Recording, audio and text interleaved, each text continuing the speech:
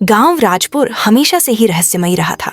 चारों तरफ घने जंगल, तालाब और बीच में एक पुरानी हवेली, ठाकुर हवेली।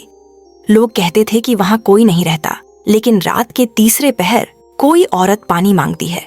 उसकी आवाज हवा में घुल जाती है, मुझे पानी दो, मैं बहुत प्यासी हूँ। गांव के लोग उसे प्यासी चुड़ैल कहते थे। किसी ने उसे देखा नहीं था, पर हर किसी ने उसकी आहट महसूस की थी। पुराने लोग कहते थे उस हवेली में कभी एक लड़की रहती थी, राधिका, ठाकुर की बेटी। उसका चेहरा इतना सुंदर था कि लोग उसे देवी कहते थे, मगर उसकी किस्मत बेहद दुखद थी।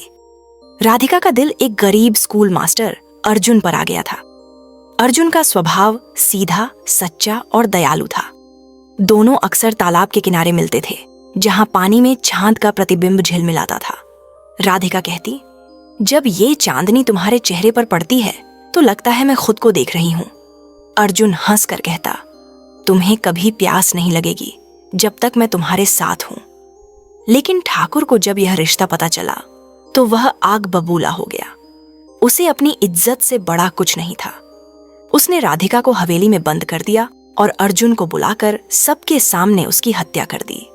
राधिका की चीखें हवेली की दीवारों में गूंजती रहीं। उस रात उसने तालाब के किनारे जाकर कहा, अगर प्यार गुनाह है तो मैं इस गुनाह के साथ जीना नहीं चाहती, और उसने पानी में छलांग लगा दी। उस दिन से हवेली की हवा बदल गई। राधिका की आत्मा उसी तालाब में भटकने लगी। लोग कहते थे वो मरते वक्त बहुत प्यासी थी, पानी की नहीं, अपने प्यार की। वो हर रात उसी तालाब के पास जाती और किसी को पुकारती, मुझे पानी दो। कई साल गुजर गए, हवेली वीरान हो गई, लोग वहां से दूर रहने लगे। लेकिन वक्त ने एक खेल खेला। शहर से एक लड़का आया, उसका नाम भी अर्जुन था। उसे पुराने स्थानों की तस्वीरें लेना पसंद था। जब उसने ठाकुर हवेली की कहानी सुनी तो उसकी जिज्ञासा बढ़ गई। गांव वालों ने समझाया, बाबू वहां मत जाना, वो हवेली श्रापित है, वहां जाने वाला लौट कर नहीं आता। पर अर्जुन ने मुस्कुराकर कहा, भूत वूत कुछ नहीं होता, बस कहानियां होती हैं। रात को वो अपना कैमरा लेकर हवेली पहुंचा। हवेली की दीवारों पर लताएं छड़ी थीं। हवा में अजीब सन्नाटा था। चांदनी टूटी खिड़कियों से भीतर गिर रही थी। अर्जुन ने कैमरा लगाया और फोटोज लेने लगा। तभी हवा में एक धीमी आवाज आई, पानी, मुझे पानी दो। वो पलटा, पर कोई नहीं था। तभी तालाब की तरफ से पायल की झंकार सुनाई दी। वो आवाज किसी जादू की तरह खींच रही थी। अर्जुन धीरे धीरे तालाब की ओर बढ़ा। वहां चांदनी में एक औरत खड़ी थी, सफेद साड़ी में, खुले बाल और चेहरा ऐसा कि सांस थम जाए। वो बोली, तुम कौन हो? अर्जुन ने कहा, मैं फोटोग्राफर हूं। और तुम? वो मुस्कुराई, मैं राधिका हूं, इस हवेली की मालकिन। अर्जुन को लगा कोई मजाक कर रहा है। उसने कैमरा उठाकर तस्वीर खींची, लेकिन स्क्रीन पर वो दिखी ही नहीं। ठंडी हवा उसके गाल से गुजरी और उसकी रीढ़ में झुरझुरी दौड़ गई। वो पूछ बैठा, तुम यहां अकेली रहती हो? राधिका ने आंखें झुका लीं। हां, अकेली नहीं, अधूरी। तुम्हें क्या चाहिए? बस थोड़ा पानी और थोड़ा प्यार। उस रात अर्जुन हवेली से भागा नहीं। कुछ था जो उसे वहीं रोक रहा था। अगले दिन वो फिर आया। हर रात आता। राधिका उससे बातें करती, हवेली की, अपने पुराने सपनों की और अर्जुन नाम के एक लड़के की, जिसे वो आज तक नहीं भूल पाई थी। धीरे धीरे दोनों के बीच एक अजीब रिश्ता बन गया। वो डर नहीं था, मोह था। अर्जुन को राधिका की बातें किसी भूली याद जैसी लगती। जब वो उसे देखता तो लगता जैसे उसने उसे पहले भी कहीं देखा है, शायद किसी पुराने जन्म में। एक रात अर्जुन ने पूछा, तुम्हें मुक्ति चाहिए या प्यार? राधिका की आंखों में आंसू आ गए। दोनों एक ही हैं। अर्जुन को शक हुआ कि शायद वो सच में कोई आत्मा है।